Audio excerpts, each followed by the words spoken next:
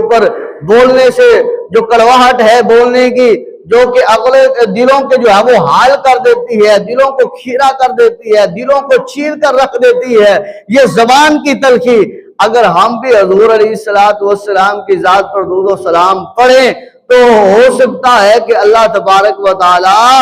اس برکت سے ہماری زبان میں بھی مٹھاس پیدا فرما دے، اور ہمارے بول میں بھی اللہ مٹھاس پیدا فرما دے، اور اللہ ہمارے عمل میں بھی مٹھاس پیدا فرما دے، اور اللہ ہمارے قول میں بھی فعل میں بھی مٹھاس پیدا فرما دے، اور اللہ تبارک و تعالی ہماری عبادتوں کو اپنی بارگاہ میں قبول فرما لے۔ اب ایک اور میں کہ ایک شخص آتا ہے، آ کر نماز پڑھتا ہے اور پڑھ کر چلا جاتا ہے، پھر ایک آتا ہے نماز پڑھتا ہے، حضور کی ذات پر درود پڑھتا ہے اور بیٹھا ہے، جانے لگتا ہے، حضور فرماتے ہیں اے میرے غلام اب اللہ سے مانگ، اللہ تجھے ضرور عطا فرمائے گا۔ کیوں؟ فرمایا اس لیے کہ تو نے میں محمد پر درود بھیجا ہے۔ اللہ فرماتا ہے کہ جو میرے محبوب محمد پر درود بھیجتا ہے اس کی دعا کو میں اپنی بارگاہ میں قبول فرما لیتا ہوں، اور جس دعا میں میرے محبوب محمد پر درود نہ ہو فرمایا وہ آسمانوں میں معلق کر دی جاتی ہے، وہ اللہ تبارک و تعالیٰ کی پاک بارگاہ میں لے جائی نہیں جاتی۔ کیوں؟ فرمایا اس نے اس دعا میں میرے محبوب محمد پر درود نہیں بھیجا۔ اب آئیے ایک اور واقعہ سنیے کہ جس میں فرمایا جاتا ہے کہ ایک شخص